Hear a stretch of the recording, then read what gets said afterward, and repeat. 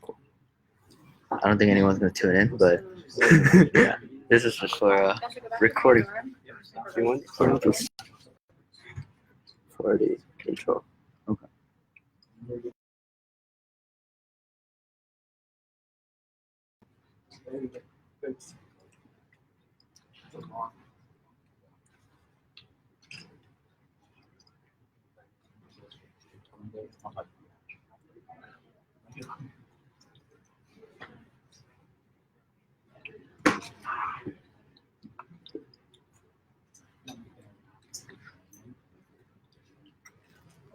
Alright, cool. Hey, how you doing? You want to set a table? Alright. Cool. Alright. Should we get started? Okay, cool. It was a perfect time. I'll grab pizza. You good? Yeah. What's on?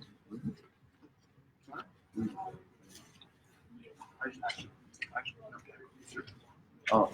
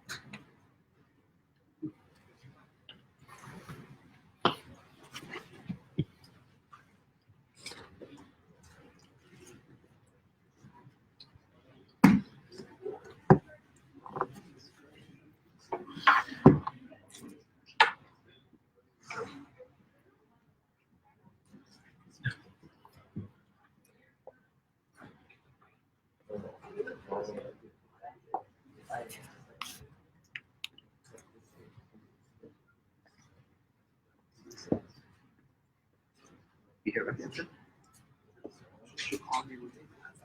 Holy shit. Oh, that way you asked for it. Should I get the call? Intense. Who's calling? Huh? He's dropping. Who's calling? Oh, for like a job. A recruiter? Yeah, Do you think you got the job or not? I'm like super unsure. Are you gonna do like a dance if you like got it? You're gonna like, okay. Yeah. You can like do a fist pump and take it live.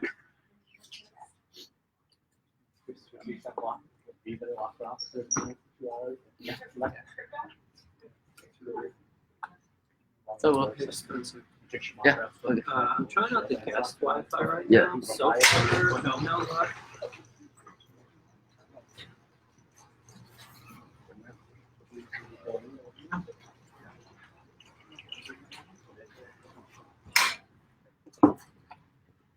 Good Don. Have you tried to guess what? Oh, it's No, that's just like cash. So do you remember your net ID password? Yeah. Like you use it. Thanks. I have forgotten my ID password. You are not here that much, right? You are not in the school that much. It's all saved on my Google. What's up, man? There's some pizza there. If you want to grab some? Just grab a seat here. That's it, pretty much. That's like.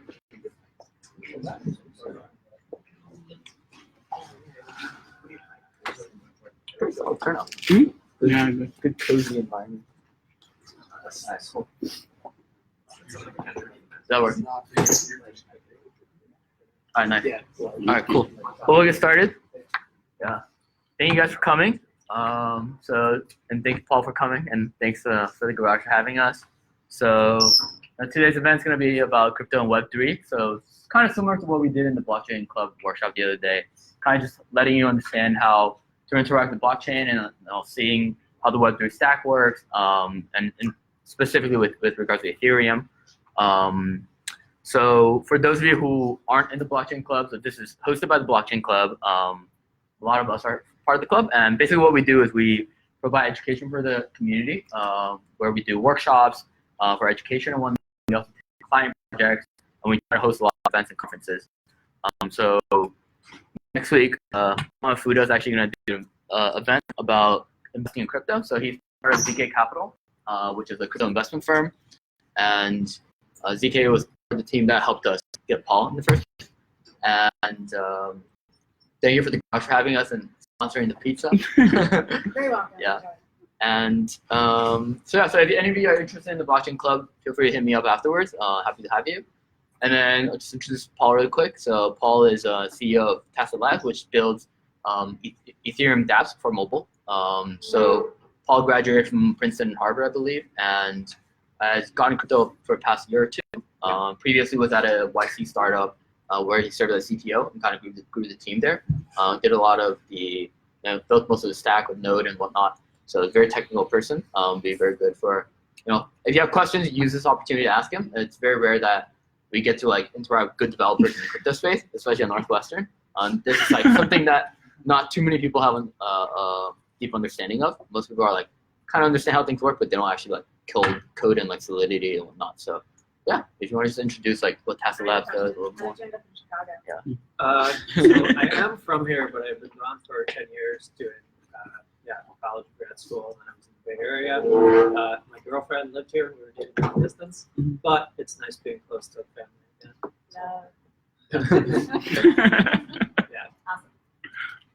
Yeah. And sorry, what was the last thing? I just want to talk a little bit more about Tasit. Sure. Yeah. So Tasit Labs is the company. Tasit is the project. It's very new. This is basically that with the decentralized web, everyone has tacit permission to innovate on top of anything else anyone else has built. So someone might make a protocol that serves as kind of what would have been the API for a company, but now the front end is decoupled from that. Everyone has tacit permission to even make the best front end for a given decentralized app. As I mentioned, it's super early, so still working on fundraising, but I've grown a team in the past to about 15 people. And yeah. So yeah, it's a React Native SDK for making mobile dapps. Most of the dapps right now are on web, but if I'm already using words that people may or may not be familiar with, we can go into what dapps are and try out a few of them. Just to kind of get a read of the room, who has bought any amount of Bitcoin or Ethereum before? Oh, that's you. Just me. Is that you? While I do this, I should plug this in. Keep sleeping.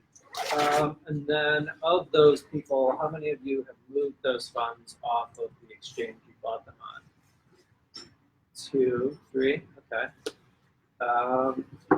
And how many of you have used anything that might call itself a dapp or a dapp, decentralized app? Oh, you have. They don't remember. Cool. Okay, that gives me a good sense of it. Even as someone working on dapps, the UX is often bad enough that I don't always use all of them. It's just painful compared to using the traditional Web 2 alternative. So in preparing this workshop, it was kind of a good excuse to We're doing all this, yeah.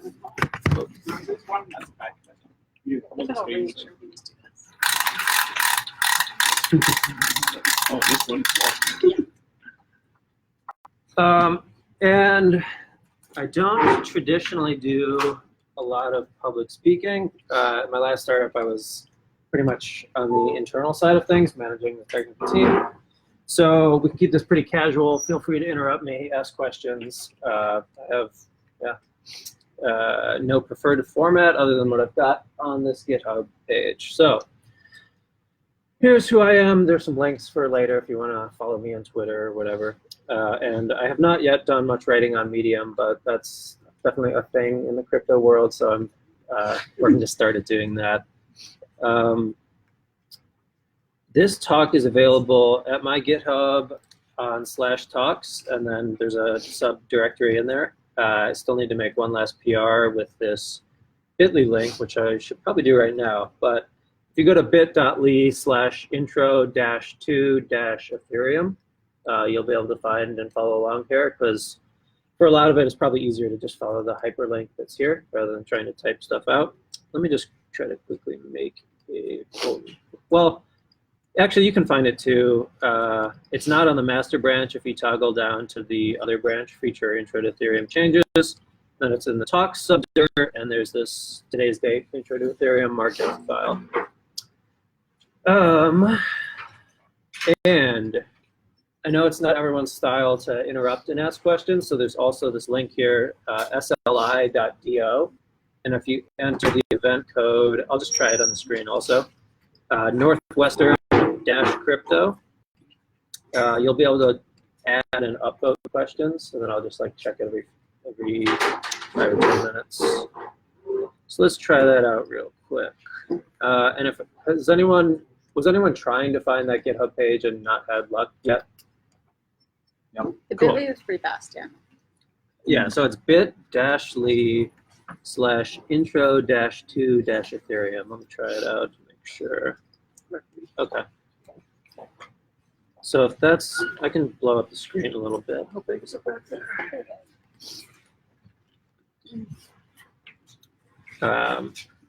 I'll just leave it up there for a second.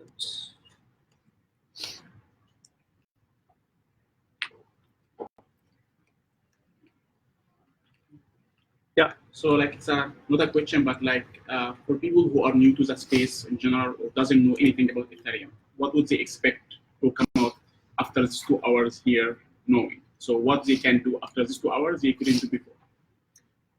So we'll spend the bulk of the time trying out the dapps or decentralized apps, and those are basically just experiences that in some way involve Ethereum or a token built on top of it. Given that this is in the garage, I was kind of viewing it through the lens of like, maybe you would think about making a startup out of this one day. So I think by going through the experience of seeing how frankly crappy a lot of the tools are, you can see like, they're just kind of one pivot or one step away from something that could actually go mainstream. So I think by experiencing the friction yourself, you get a sense of what are some like easy startups to possibly build. And then I've got this what to expect section. It doesn't have everything there, but basically you'll get some fake Ether, which is the currency for Ethereum, and we'll send it around between each other, use some blockchain explorers to see where it's gone, try out a couple decentralized apps like we can all vote using a decentralized organization, and to, let me just see, discuss a few other applications that we won't try out. I'll show you a couple dev tools that I use when working on some Solidity stuff. I've got a section that we won't really go into about why this is important, but I think it's super interesting. So there's some like videos and Medium posts here that you can click through later. It's what got me excited about working on this as opposed to AI or any of the other hot tech stuff.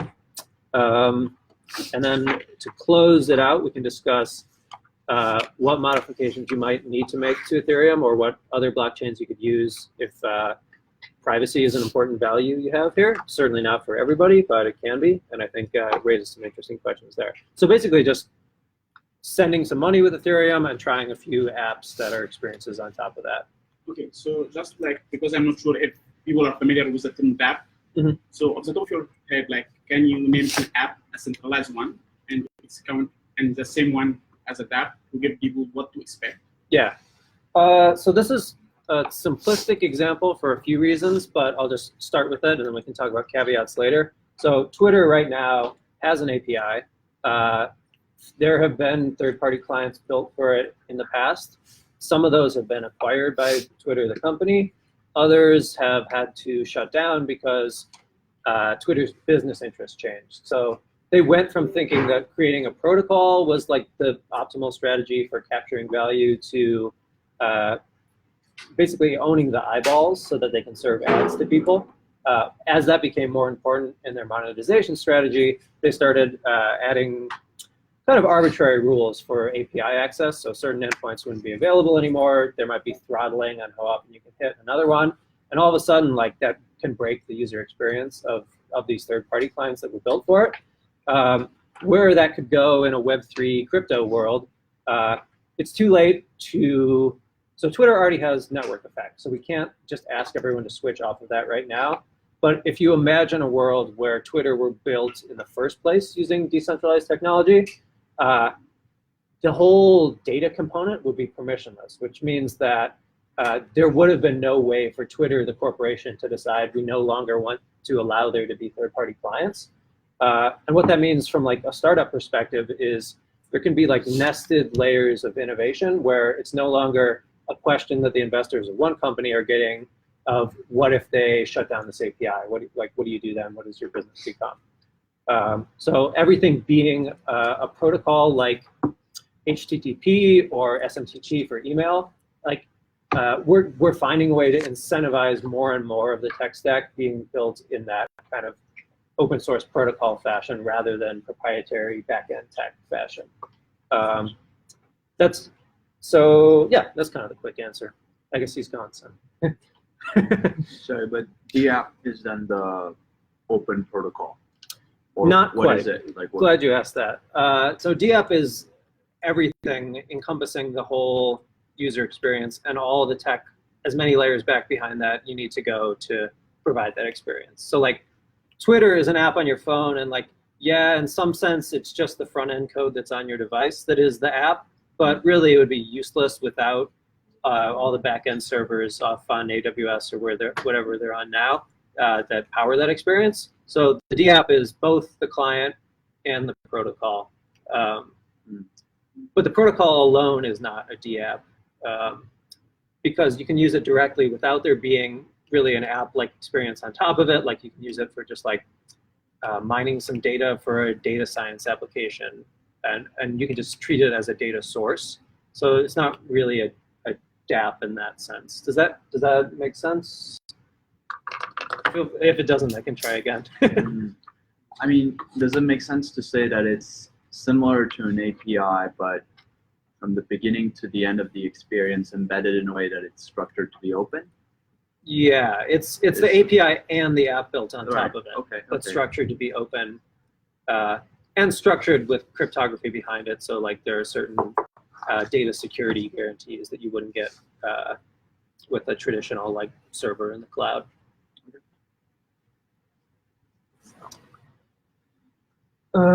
So to make some of that kind of concrete, I've got on a test net of Ethereum, so it's called GreenKB. There are a bunch of computers that basically aren't really being incentivized to participate in this network other than seeing value in there being a test version of this. So a lot of people allocate their computing resources to have fake versions of what's powering the actual Ethereum blockchain. And what that means for us is that we can play around with that without losing money. I mean, I know at least for me, one of the main reasons I'm kind of hesitant to use dapps on the mainnet is because it's denominated in this currency that a lot of people see as more of like an investment than a currency, largely because it might go up in value. And you know, there's that horror story of someone spending whatever, like 10,000 Bitcoin on a pizza and then feeling stupid about it later. In some sense, it's kind of like a psychological distinction because they could have also just like used the funds they spent on that to buy 10,000 more Bitcoin. So like it's this psychological bucketing of what are my investments versus what's the money that I expect to retain its value. But because I think 5 to 10 years out, and it's certainly debatable, not investment advice, but I have a sense that Ethereum will be worth more later. I don't end up always using dapps that I have to use real Ethereum with on the main net. But this is all on a fake net, so we can play with it today. So what we're going to do, oh, and just one more reminder for this sly.do with event code hashtag Northwestern-crypto. I was going to test that out before we dive in. And do we have a hard stop at 7? Is that No, it's not a hard stop, so we can just Okay. kind of, I mean, if we can, we'll do a soft stop at 7 in case people have like stuff you need to get to, but if you want to stay longer, the room is available. Cool. All right, so I guess the hashtag is built in there, so I'll just try Northwestern-crypto.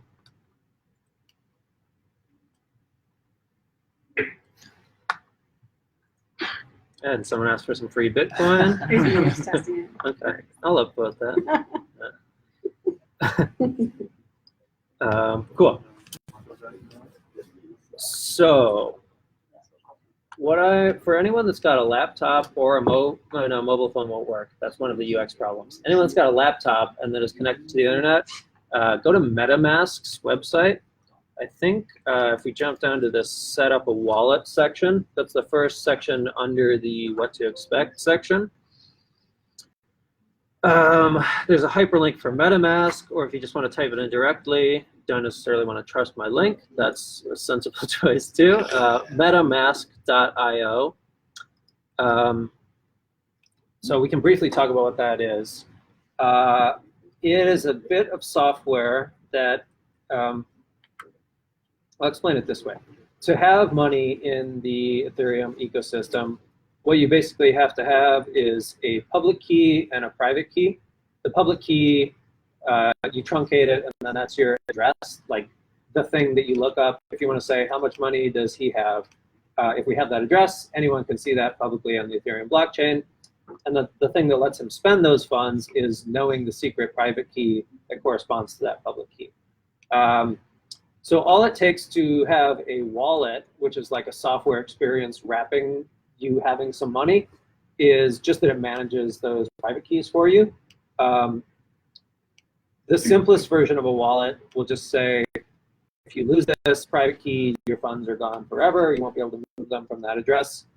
There are fancier ones, and so for fun, I'm going to send you all fake Ether from a fancier one. But the simplest thing to set up and the simplest thing to use with most of the dApps that are out there is this one, MetaMask. So you have to be using Chrome, Firefox, Opera, or Brave browser. My personal favorite is Firefox, but probably for the purpose of this talk, stick with whatever you're using. A lot of people in the blockchain world like Brave because there's like a cryptocurrency incentivization layer to the browser, which is kind of interesting, but still a fan of Firefox personally for now. But this is not a Firefox plug. So add this extension just to get a sense of what to look for. I'll go to that. And then as people get this successfully installed, there will be a flow within the extension to create basically just like a burner account, which is that public key. And they'll manage the private key associated with that for you. They'll probably prompt you to back it up. Disclaimers here. So this browser extension will support the mainnet for Ethereum and testnets, and you can toggle between them. So this address could be a real one that you could use later, but I recommend just like creating a new one to play around with now because everything is public on the Ethereum blockchain. So like it's in theory possible to de-anonymize it. It's pseudonymous, these addresses, not anonymous. So just let's make a burner one right now and send stuff around on the Rinkeby testnet. So let me pop open that wallet. One last time, the URL here is metamask.io. Everyone has a link to that GitHub page, right? If you don't have it, I posted it on the event page as well. Cool, thanks.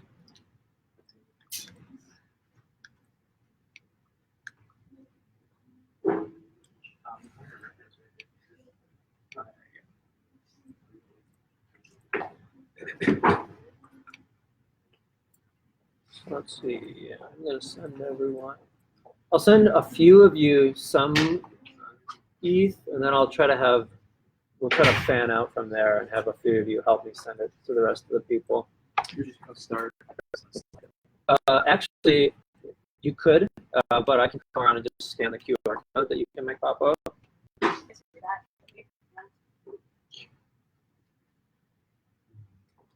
least I think it can.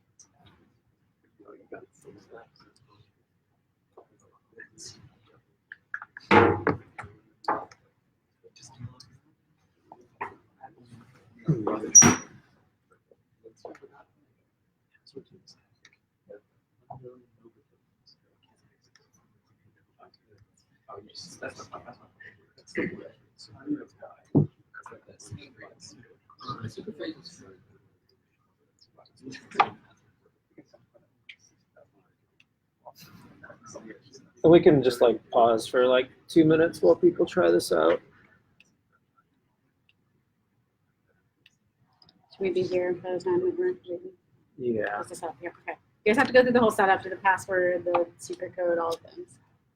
And then the last bit that I should probably share a screenshot of is toggle that main Ethereum thing to Rinkeby. So most user flows discourage you from ever touching your raw private key. A lot of times there will be a seed phrase of 12 words that can be used to derive your private key from that. So oftentimes that's what they'll ask you to back up. But different tools make different compromises or have different takes on what constitutes security. So other ones will let you export the private key. One last format is there's a JSON format, JavaScript object notation. And that, I think, you then have a password that you can use with that JSON blob to also derive your private key. Does everybody have their MetaMask account set up? Anybody still working on it? All right, we're good. Cool. And I've already encountered a tiny roadblock, which is that on iOS, the testnet version of the wallet I was going to use to send it doesn't have QR code scanning, even though the Android version does. So I'm going to audible and do what one of you suggested, like post on Slido this address, and I will send ETH that way. And yeah, just send the address that like at the upper right, they'll let you like copy and paste it. I think if you do show QR code or something, there's a flow. And while you're doing that, also there's a menu, or there's like a toolbar with a drop down that lets you switch to the Rinkeby testnet rather than the main Ethereum or the Ethereum mainnet. Just copy this address right here. If you have a question, Donish and I can walk around and help. Yeah, thanks. What's going on over there? All right, so we've already got some addresses here. We'll get going on that. Oops. So you can see up here, I'm on Rinkeby. I'm going to toggle to using this account. Let's do.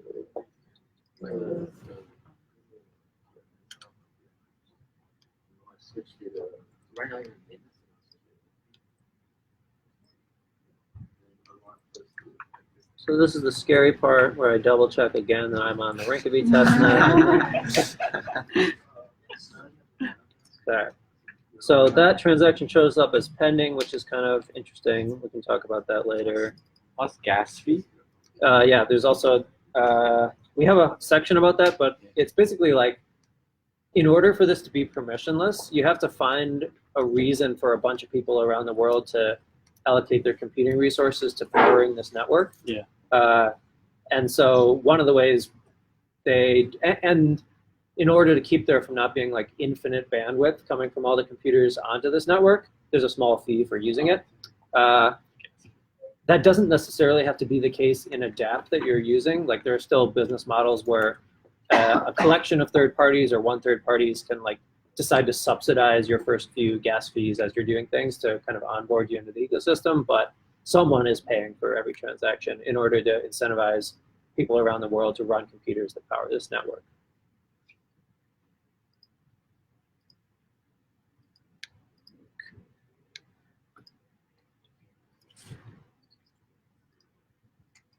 Wait, so does the fee come back to the people? No. So the fee- If you can,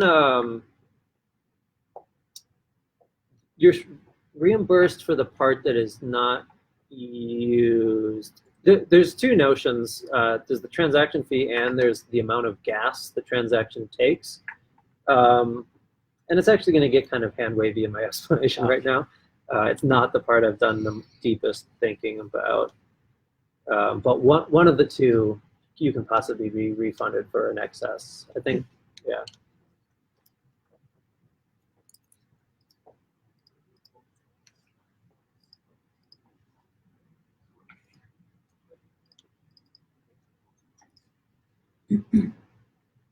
And so the way I was going to be doing this was from my phone, because I thought it'd be cool to do the scanning QR code thing and show it happening on mobile, but whatever. You guys all like make some kind of noise when you get your money, woohoo, or something. Has anyone got any money yet? And would you know how Yeah. to know if you Nice. got it? It's a good question. So what I'm going to do, you see my address starts in a 0x3235. That's where it's going to be coming from. And in a second, we're going to pull up a blockchain explorer so we can see all those funds flowing out of my account. The link I have in the GitHub was going to be from the other wallet I was going to be sending from, so we'll have to change that URL, but you can already follow down in the README and play with that if you want. So can someone that has already received money put the address in the Slido? Yeah. Has anyone Yeah. received it? Yeah. This guy's trying to receive money. Or Ether. Or ETH, if you're calling it. Yeah, Ether and Ether both acceptable.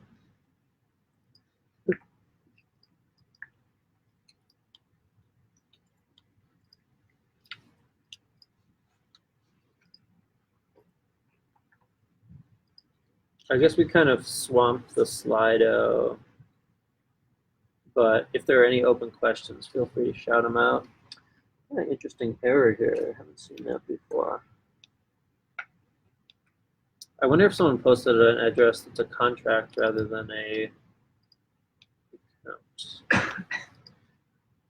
One of the things to be wary of is if you send money to, basically anytime, like one of these things that's an address could be an account, which is just a public key and private key, or it can be a contract, which still has an address resembling that public key style address for an account, but it can do arbitrary things when it's sent cash. So if you're sending cash, there's not a whole lot that they can do to exploit that. But if you made a contract that was sending them cash and didn't write your code right, they could, like, on receipt of the cash, re-enter the function that got money sent to them, so they can get like a quick infinite loop, and that's the way a lot of the hacks so far have happened. But since I'm initiating the send, the worst that can happen is like the contract doesn't accept it or something. All right, I'm gonna ignore this D7 one for now. I'm not sure what's going wrong there. Also, another thing is, like, whenever you're sending money, you always want to like send a little bit first, just to like make sure you're sending to the right place, because you can't retract a lot of these things. Yeah. So sometimes people send like millions of dollars and fuck up one digit in the address, and $1 million gone.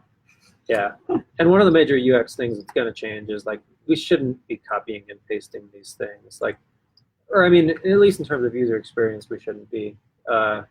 It's annoying to have to like make sure you didn't have a trailing space and worry whether the software checks for that.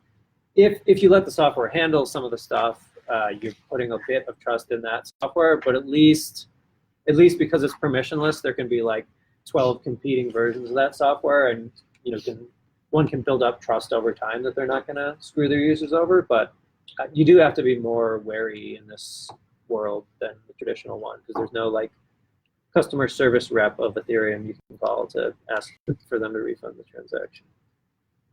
Well, at least if you mess it up, somewhere out there, some random dude in some random country like Afghanistan spent $1 million. Yeah, so you can feel warm and fuzzy.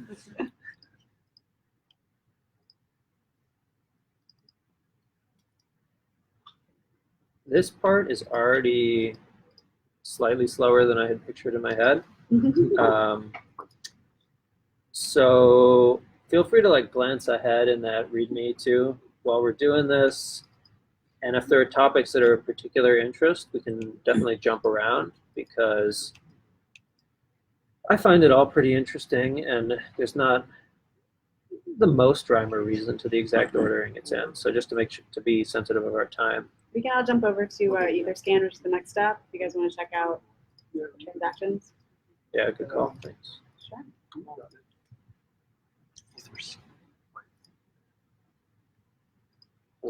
Now, I haven't scrolled all the way down, but maybe someone's like Sybil attacking me and made a bunch of identities, or maybe there are really just this many of you.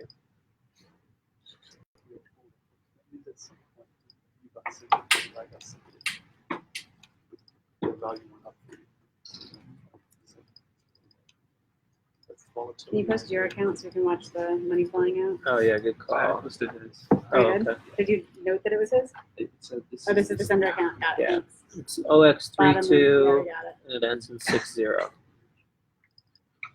So if you guys all go to Etherscan, put it in the upper right-hand box, search for it, you can see all of Paul's money, magic money, flying out of his wallet into all of your accounts. And depending on the way you got to Etherscan, you may or may not be on rinkeby.etherscan.io. In the mainnet version, which would just be etherscan.io, that's when I use this same account to play with apps, but I'm actually wasting this precious investment to do that. And something we'll talk about later is stablecoins. So like a way you could make an app where you're not using something that can fluctuate in value.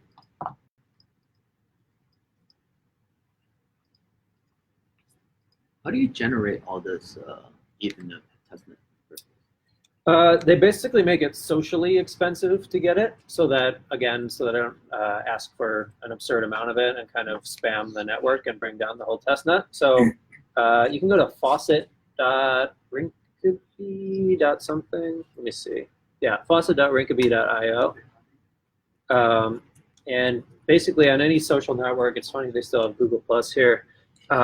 You can share a post with the address that you want fake funds sent into, and they're just counting on like you not being annoying to all your friends and like posting on Twitter a bunch of times with stuff they don't care about reading. So, and then they throttle you, so you can either get 3 fake ethers every 8 hours every time you tweet or post on Facebook, or 7.5 every day, or 18.75 every 3 days. And so like when you're actually doing software development, you end up having to do this some, because some of the more expensive operations you can do is deploy new code to these test nets, and that's more expensive than just sending around Ethereum.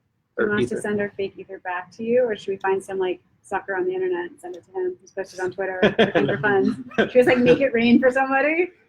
Yeah, let's do both of those. Can somebody go on Twitter and find somebody who's requesting funds that we can?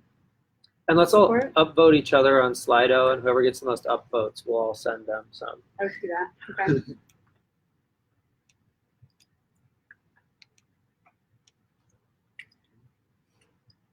And let me pull up that. Scan things.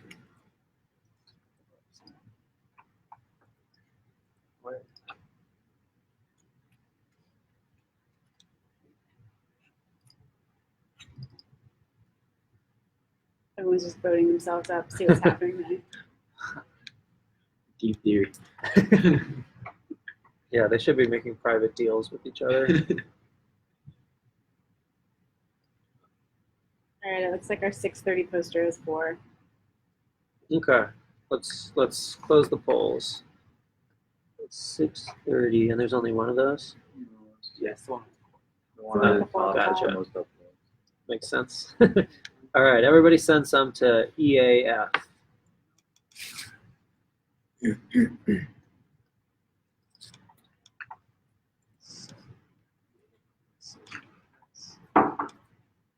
And someone else, I guess, could, well, I guess not many of you have other wallets, but if you had another wallet and you wanted to like make it harder for people to see where funds went, you might move it there, but it's really not that. Anyone that's doing like sophisticated data science on these public blockchains, it would be easy to see that that's the same that you send it to yourself, but Who's getting all the magic money? Reveal yourself. Somebody's just like closing their laptop and walking out slowly.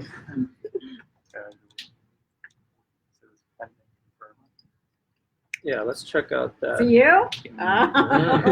It was good. Winner, winner, chicken dinner. Not quite like some random. And then, so let's, check out that account we're sending to. And you can play around here. You see there's one transaction that's still pending. Transaction fee is one of those other concepts. You can see that like we're sending 0.01 ETH, but then there are 4 zeros before the amount in the transaction fee. So it's definitely not as cheap as Venmo because there's not a company deciding to just pay for the cost of moving funds around. But it's not too bad right now, especially given that the transaction fee would be the same if you were sending $1 million. And you can also dive into like any one of these transactions. And already, if you're used to any other websites, you can see that this website is pretty gross, but it is functional and offers some pretty interesting information. But already that's a pretty obvious opportunity that someone should just make like a nice looking version of these. I've linked to a few alternatives of those. I think probably the one that's in the lead right now is there's this company Truffle that makes dev tools, and they have what was a testnet for development called Ganache, and they had a UI for that, but they're now realizing that it's like pretty easy to use the same UI that they use for local development to let people explore the mainnet. So it's essentially just like a reskinning of this experience where instead of overwhelming people with a bunch of like long strings, things are in the unit of accounts and contracts and what type of contract it is and what functions it supports, and we'll get into that more in the dapp section. But so does that make sense? What happened so far? You got a bunch of money, fake money. How do we check out that URL? All right, cool. I think I found our person on Twitter that we should all send some an account. His name is S. Nihal. Looks like a nice 30-something Indian gentleman. He's working on Gopher's Land, a kingdom where gophers of all kinds live in peace. And he's requesting some test ether. Let's do it. You put in the slide. Yeah. Hey there, buddy.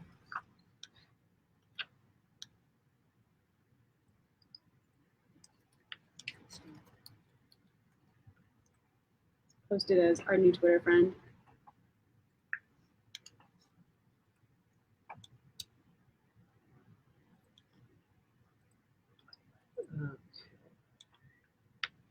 So that's probably towards the bottom. It's totally a fake I'll account. I'll send you guys the upload it. account so you can check him out too. So, clearly not a real person. That's okay. Invalid. There he is.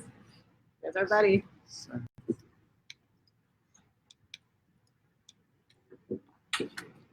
This is the only tweet. It's its only tweet for Gopherland.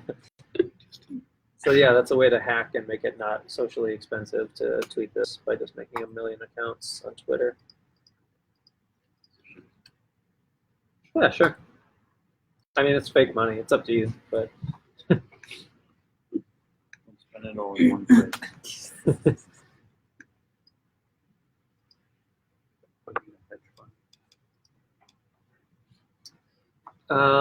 So what else do we have on here? We can also watch that Do we account. check him out on Etherscan to see what's going on with Yeah, our Gopher let's friend? do So you that. got a deposit 17 hours and 9 minutes ago.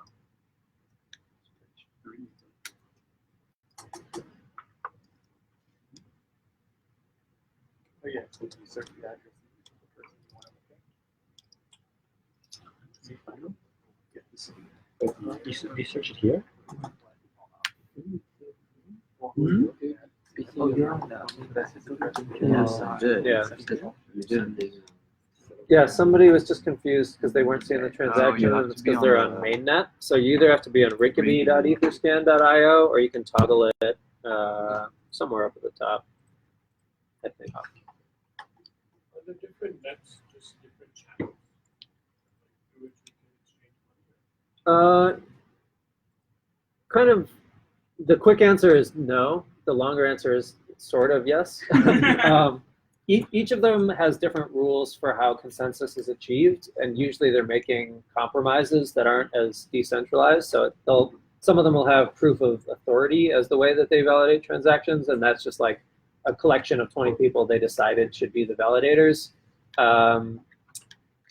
And like the primary use is developers testing things out and then releasing versions of their software that people can test it out without using real money. But like, it gets into like semantics of what money even is, because like people are getting, like developers are getting real value out of these networks being live. So like you could imagine there being like a cheaper secondary market developing for, like if I'm deploying contracts every day for my job and I'm sick of tweeting to get this fake thing, like I might pay like a tiny fraction of my real money to get some of this fake money, and at that point it starts having true value.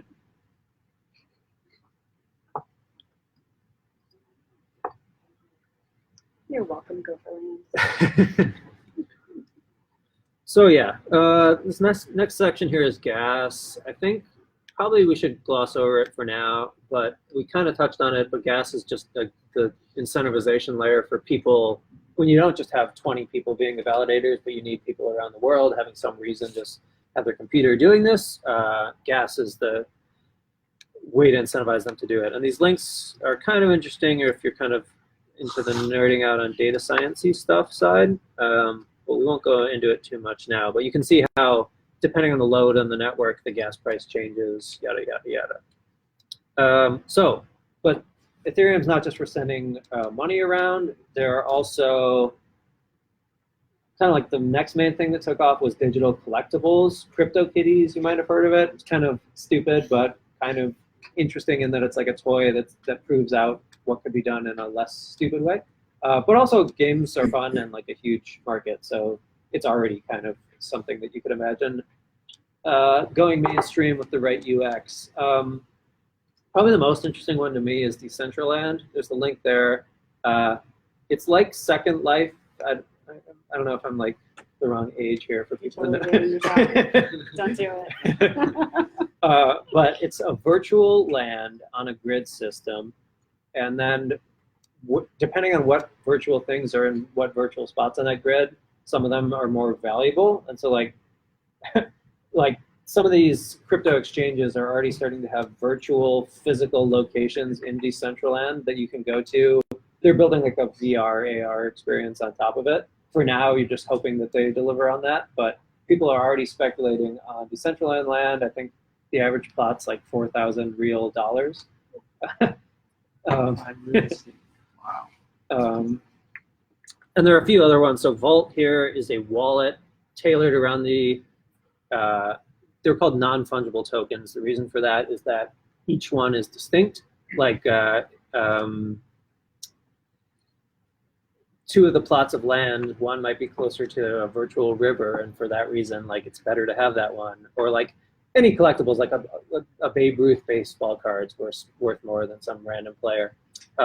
So there's a separate smart contract standard that allows you to make these unique tokens on top of Ethereum. So then rather than sending that native currency Ether to people, you can also exchange tokens that represent unique things. Because it's super expensive to store a lot of data on the blockchain, because there are all these computers around the world running it, and lots of people around the world using it, most of the data is linked to from this smart contract rather than being put on the blockchain itself. That's kind of a whole rabbit hole of a topic, but I'll just put that out there for now. I thought the most fun thing next would be kind of doing an alternative to Slido, but that's decentralized. So Aragon is the name of a project for making decentralized autonomous organizations, or DAOs. They kind of come at it from like a future of work thing, where like devs around the world should be able to organize and form a project without necessarily having like a legal entity that corresponds to a single country. They can transact with each other natively with cryptocurrency. But you can use it for pretty much anything. And let's just go ahead and play around with it. So let me share out the URL. Similar URL pattern here. It's rinkeby.aragon.org. Try to post it in the Slido, but it's also just on the Markdown thing in the other dapps section under DAOs. Aragon is the link. So I'll just leave this up for a second. rinkeby.aragon.org. And then the reason, hopefully some of you still have some of this fake ether, because in order to make this decentralized and autonomous, in order for it to be like unstoppable and permissionless, you have to pay your way for getting to use it. So we'll put something to a vote, but you can't vote without paying the gas fee associated with sending a transaction for that vote. Again, there are cool UX ways around that that I'll have to gloss over for now, but it doesn't always have to cost something. Someone has to pay for it, but not necessarily you. But for today's demo, we'll use that same test account where you have the Rinkeby ETH. So let's, while you head to this URL, let's create a new organization. I'm on Rinkeby. Just shout it out. Should we do a democracy one or multi-sig? Democracy. Also multi-sig. Multi-sig is like a traditional corporation. Like there's different tiers of what powers you have in that organization. Like someone's the CEO, so they can vote on all the things, or take unilateral actions on some things. But yeah, I think democracy is probably a better example right now. And what should we call it? NU blockchain? Go for land. Go for land. Sure. Much better. That. Yeah, we When can he comes to Argon, sell I'll them. test his go for land. Okay, and then there's kind of 3 parameters for it. How much support is needed for a vote, like how many yays versus nays.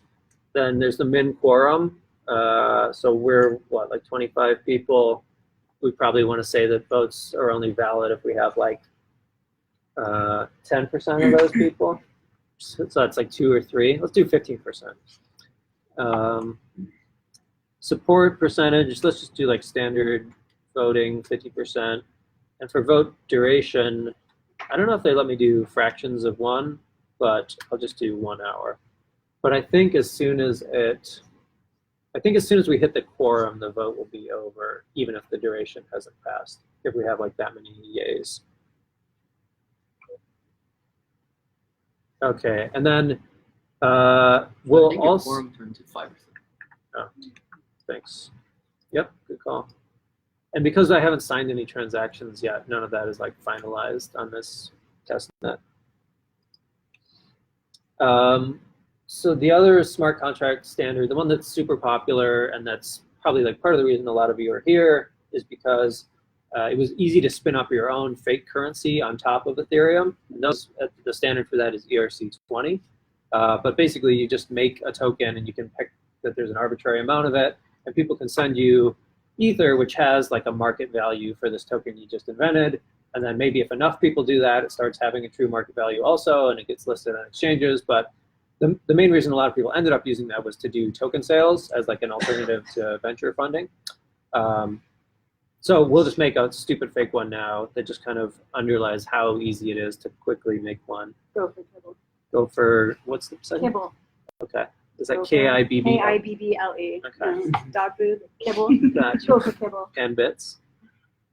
Okay. And then let's see, G-O-K? Sure. GKB. Jock. G-K. Chunks. Okay. So already I have to do 2 separate, so this extension pops up, which is kind of disgusting if you have strong opinions about UX like I do. So I have to assign 2 separate things, and this pop-up happens twice. And I'm basically just taking MetaMask's word for it that they've popped up what corresponds to the action that I was hoping to take here. For that reason, most companies building stuff here have fully open source code, so you can, if you really want to nerd out about it, you can audit it and make sure that, like, given some inputs, it does the right thing. So this token creation thing on the left, I think, is the first one that'll happen. And there's a delay because those 20 validating computers, I forget if it's exactly 20, but they all have to, enough of them have to confirm that indeed I signed this transaction and I paid enough gas for that transaction to go through for it to be confirmed enough times on the blockchain for it to be certain. Do we know where those 20 computers are? Are they all together? Are they like totally decentralized all over the world? Are they like in some dude's garage in Memphis? Yeah, good question. It's a little of both. You can find out. There are like, I don't know of a good website, but there are definitely websites where you can like look at geo plots of where they are. Super different for the different test nets based on like who started them and yeah, if it's like primarily for devs versus something else.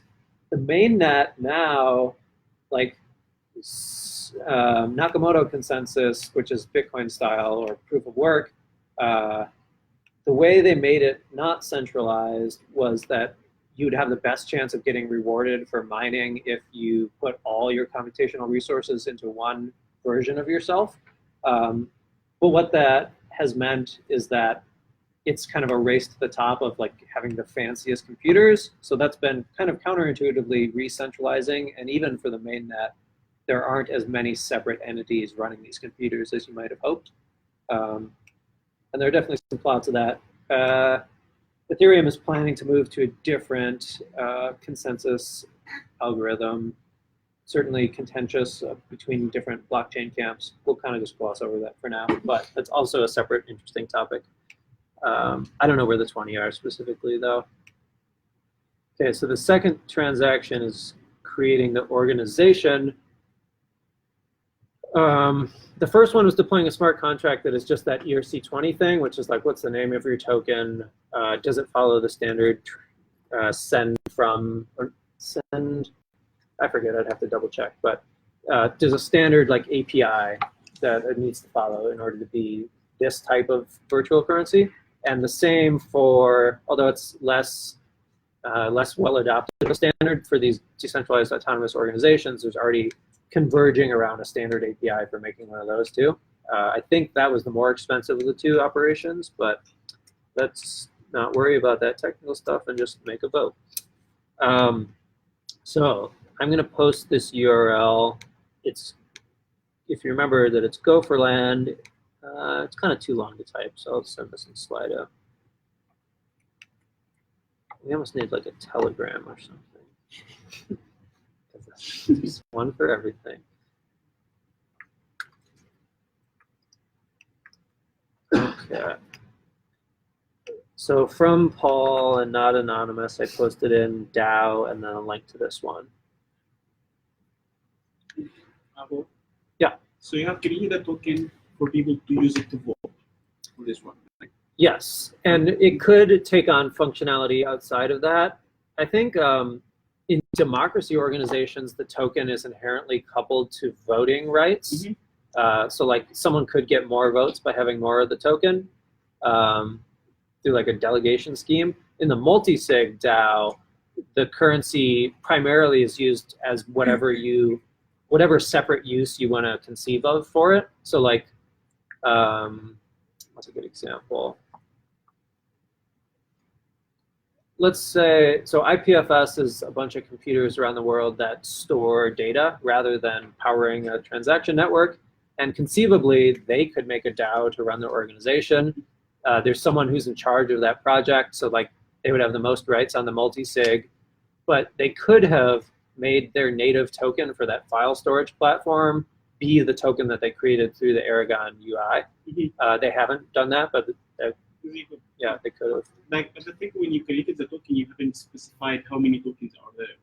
Like, yeah. Is that something that you specify later, or it's like you create tokens whenever you need them and destroy them whenever you don't need them? Yeah. The second one. Yeah. So that's a new pattern that's kind of becoming more popular as less project ICO. You just mint and burn things in real time as they're needed, and you don't issue a fixed amount. Mm-hmm. When you're creating it, you still pick like how many decimal places it has, but most people are just using 18 these days. But, so let's do a vote. Oh, there's already one. What is a gopher? And the answers are yes or no. I will say, yeah. And then to let the rest of you vote, we'll also have to create votes to add you to the organization. So I'm going to try to go through that same. And there's already a vote for minting them for, I guess you, oh, because it's democracy, I think you can opt into there being a vote for your address. Can this person 6D confirm? Is that someone in here? Okay, cool. So I will vote to add you. I'm hoping the quorum settings are right, that we won't accidentally get stuck in a situation where we have to wait that hour for the vote to time out. We'll see. We can always create another one. You can't vote because you Yeah. Oh. Let's see. What is a gopher executed? Okay, so now you are able to vote. Anyone else who wants to, token manager is where you can opt into the organization, I think. Token manager, and then click assign tokens and request that we, for the recipient address, it's your testnet Ethereum address. And, oh, that person asked for 10 tokens. Wow. So they have more, they can outvote me on a lot of stuff, I think, right now. Let's try to give one. I'll just pick a couple of those addresses, and then people can also go to this. Again, it's token manager in the left nav bar.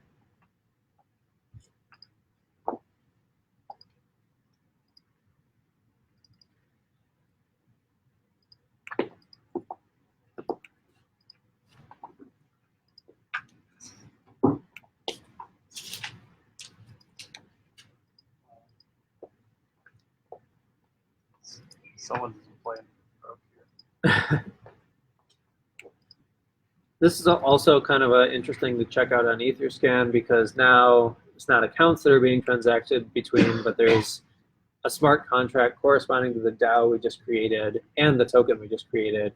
And you can, Etherscan has some more advanced features for like inspecting the code of the contract directly through their UI.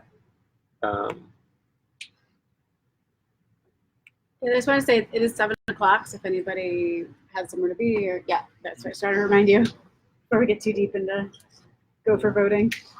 Yeah, so that's our soft stop. If anyone has any follow-up questions or like wants these slides or whatever, this is me on Twitter. That's probably the easiest spot. Just at me. I'm on there pretty often. But we can keep plugging along for those who want to stick around for a bit. Bye.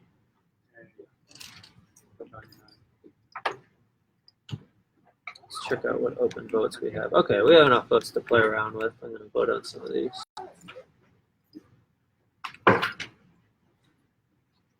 How to do a voting? Do you have any either left? Or did you give it all away? And you Yeah.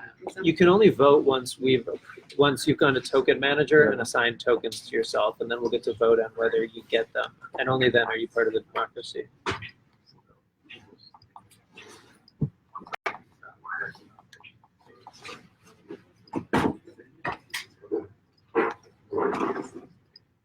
Oh, and there's a change my vote thing too. Feel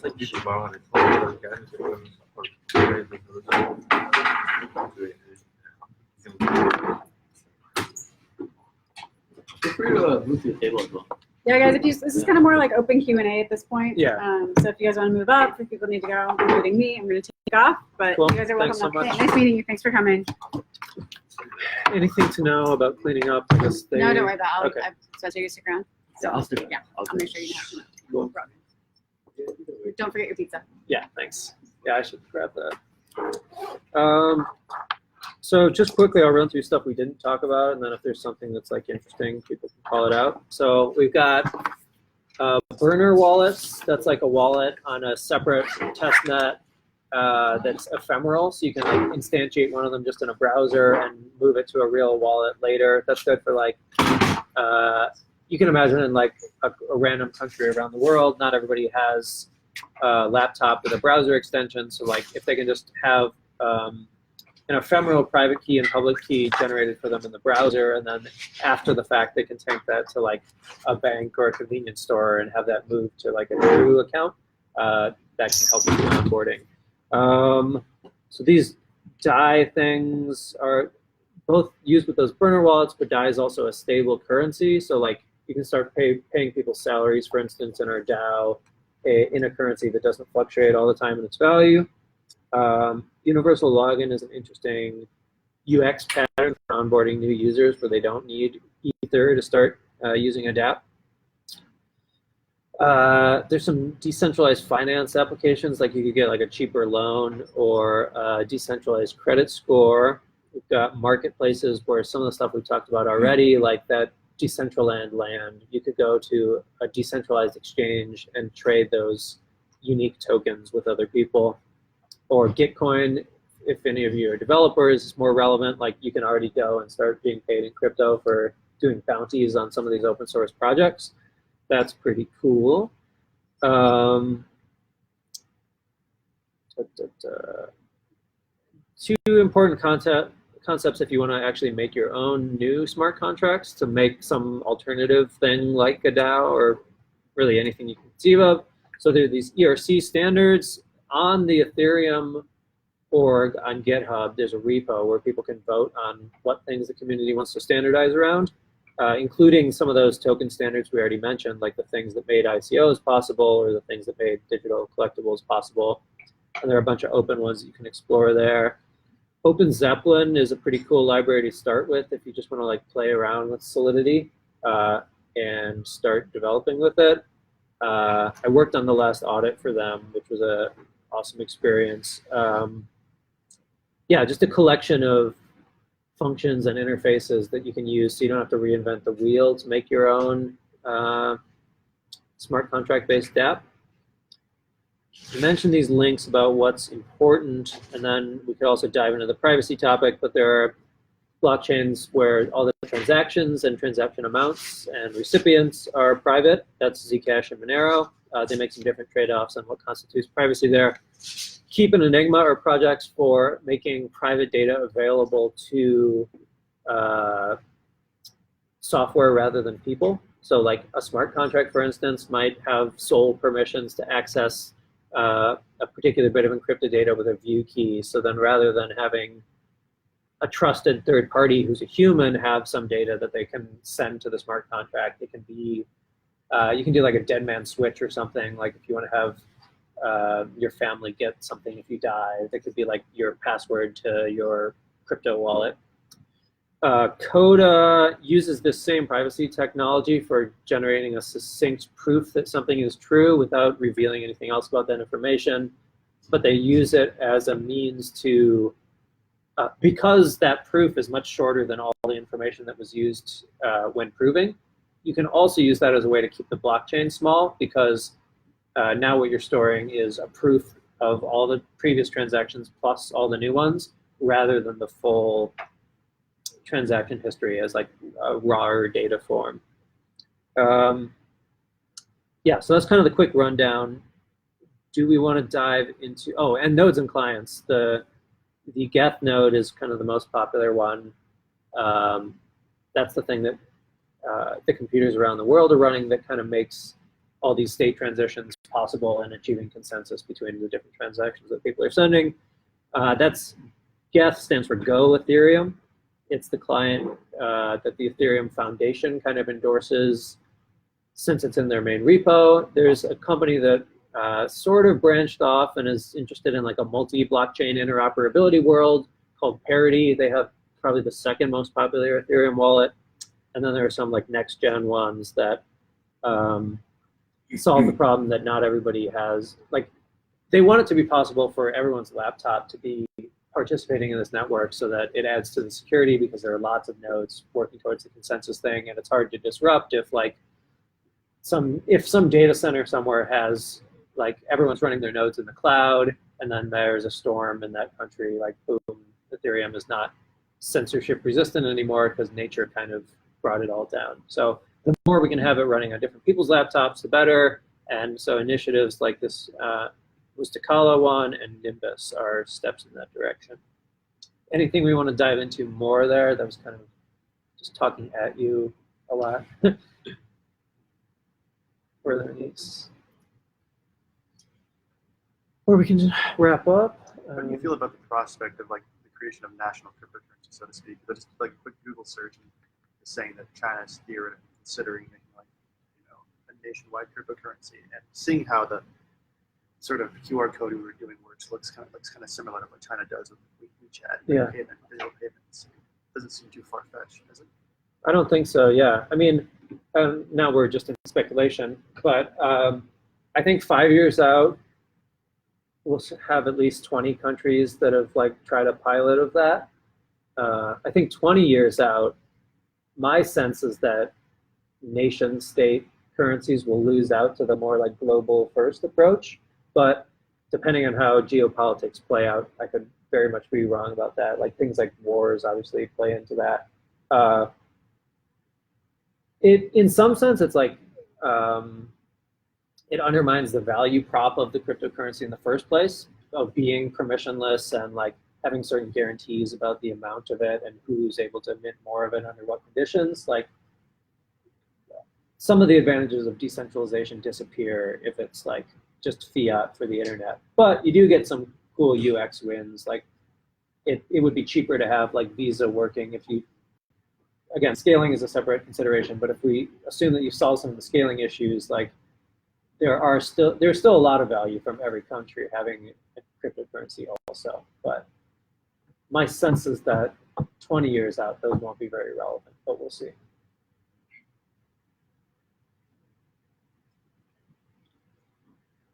Any other questions? You say that we cannot use our mobile phone to do the transaction, right? Yes and no. There are definitely some wallets that let you do, with Bitcoin and Ether, there are a decent number of wallets. I have a link towards the top of the thing. For doing much other than just transacting that raw value of Ether, there's not a lot that works on mobile, and so that's why I'm working on the project that I'm working on. The website for that is tasit.io, but I wonder why that we cannot work on the mobile. Is that because no one working on the mobile, or is it a performance problem? Because I'm thinking HTC is provide a new blockchain cell phone, something like not sure. I wonder how do you feel? Yeah. I'm not totally sold on that phone yet, although I think it's interesting. The reasons why mobile adoption has not been as big as on web are manyfold. I'll throw out a few quick answers. In React Native, the JavaScript functions that are in the crypto library that's part of like Node.js core weren't supported and or fast on React Native. So that hurt the ability to make, to do some of the like elliptic curve signing things that are necessary for the public-private key signing. That is changing. I mean, the most popular pattern there is using the faster native code and calling it from JavaScript if you want to do it in React Native. Censorship resistance is a big reason that a lot of the like more crypto anarchist projects globally haven't gone mobile first, because particularly in Apple's case, like they're very arbitrary in what they accept and reject. There is like a rhyme and a reason to it, but it kind of reintroduces the ability for a given nation state to say you can't have this app live in the App Store, whereas on the web, there are things you can do, like you can bring legal action against some of the developers that deployed it, but it's not as simple as saying, hey, Apple, please don't allow this to be served. I have a few other reasons, but those are quick ones that come to mind.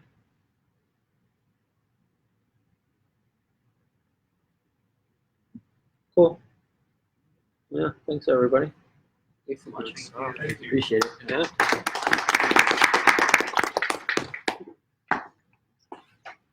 Let's turn that.